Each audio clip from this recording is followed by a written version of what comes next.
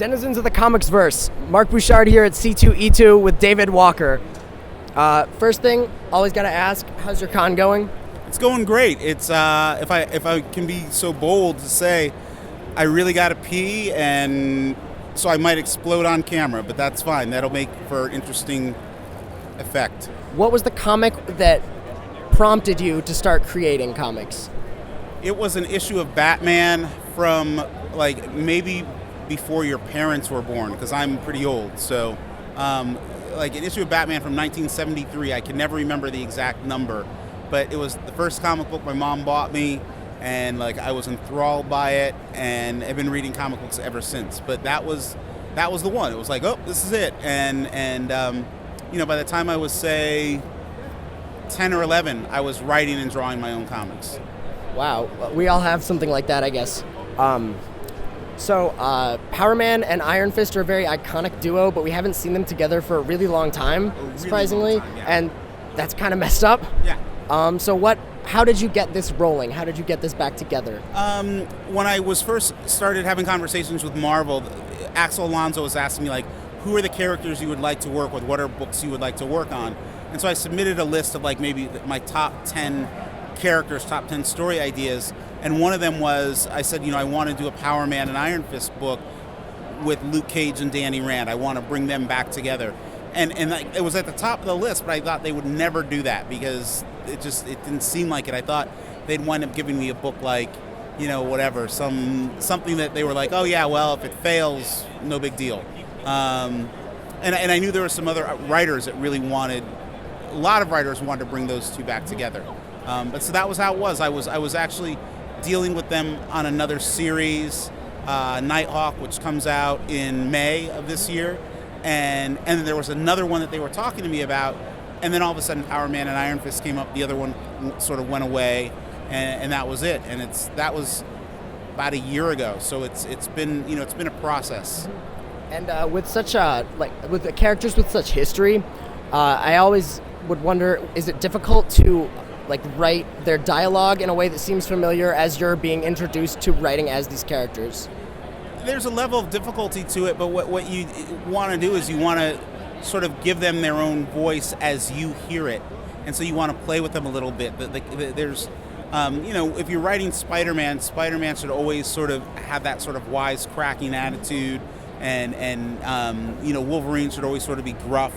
But you can play with it, and what I really wanted to do was get into sort of who these guys were at their core, and that was where I started finding some interesting things for them to say, and trying to do some things that other writers hadn't completely done yet, building off of what was already done, but also finding some new stuff to mine. A lot of people have been not really complaining, but noting that Marvel's been sort of preoccupied with magic and epic space odysseys. Yeah. And is this going to be standing alone from that? Is this returning to basics or something other than that, something new? Well, it's definitely a street level book, but what I want to sort of bring into, if there's some sort of cosmic element or some sort of magic element, I want it to be on a street level, so that it's sort of like everyday people walking down the street and then, whoa, wait, there's some crazy thing going on.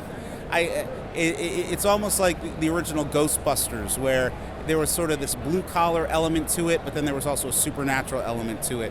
And so that's what I want to play with, keep it at its core, very street level, very working class. So you work on a couple of the books that are street level, like Shaft, and the new Shaft miniseries just started, and as well as this, but also on Cyborg. Yeah. What's the difference for you as a writer with these epic space, futuristic, I guess, larger than life comics? To me, it's always about character. I'm that person who's most entertained. My favorite episodes of Star Trek aren't the ones that have epic space battles or anything like that. I like getting into character development. So with all of these books, it's about finding aspects of their humanity that might not have been explored yet, or just using a different backdrop, whether it's outer space or aliens or whatever, to just explore the deeper meaning of what it means to be a human being. And on that note, are we going to be seeing more of Luke Cage as a parent and a husband as opposed to what we've seen before in passing? I'm hoping so. I mean, it's early right now. It's, issue number 2 just came out, and you don't want to have an all Luke changing diapers issue right away. But Danny has a young protege that we haven't dealt with yet, and so there's all this stuff that I want to get into, but you first have to make sure that the book itself is on solid legs and that the characters themselves are on solid legs before you start relying heavily on whether it's supporting characters or what you could call sort of like these one-off interesting stories. But yeah, I have a whole issue in mind, an entire issue just around Danielle Cage, Luke's daughter, and their relationship and all sorts of interesting things. So we'll see. My goal is that will be issue 25. So issue 25 will be hopefully like a 50-issue run. That's what I would love to do. So yeah, that would be really great. Luke Cage was one of my first superheroes I got into. I remember renting a Spider-Man game at Blockbuster, and he was he trained Spider-Man in the whole thing, and was sort of the narrative voice of the game.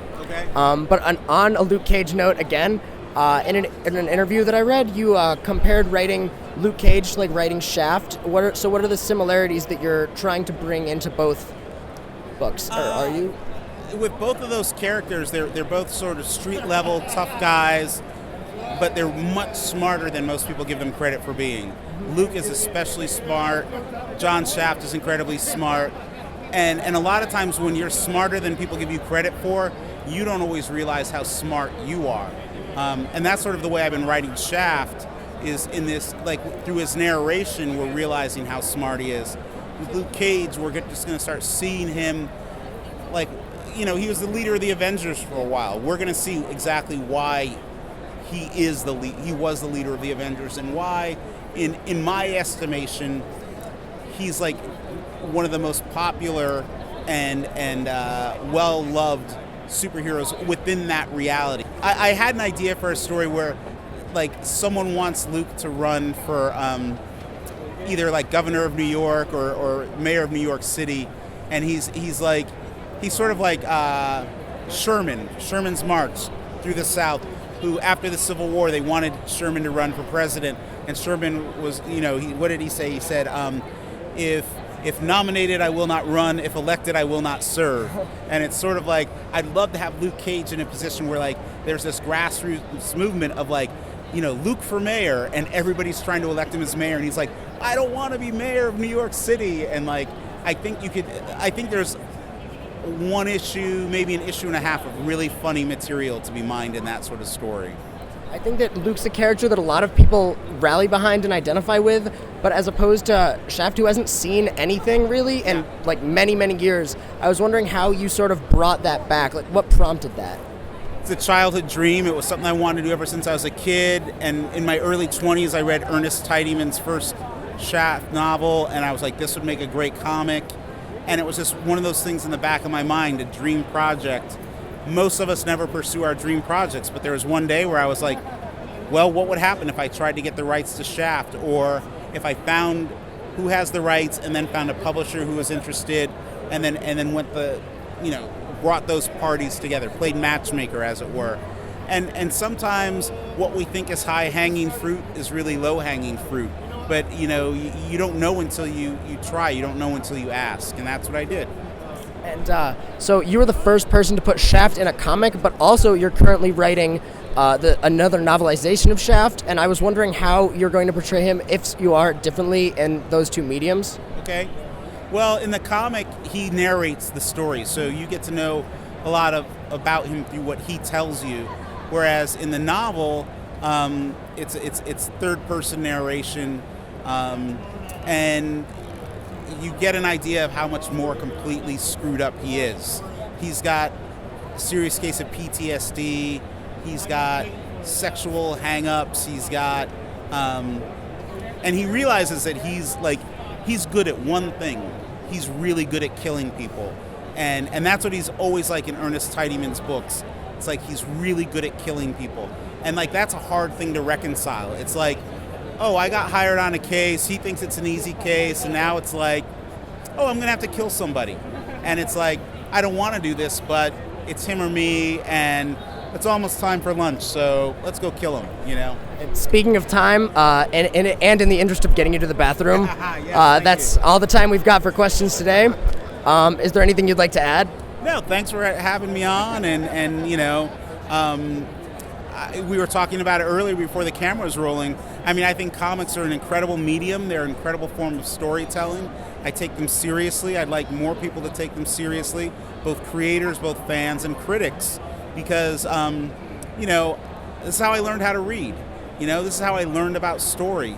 I read novels, I read nonfiction, but I also read comics. And I think there's a lot of educators and a lot of parents who dismiss the medium because they think it's kid stuff, but, you know, they're wrong. I totally agree. For those of you at home, give us a like, a subscribe, or follow us on Twitter or on Facebook. Signing off.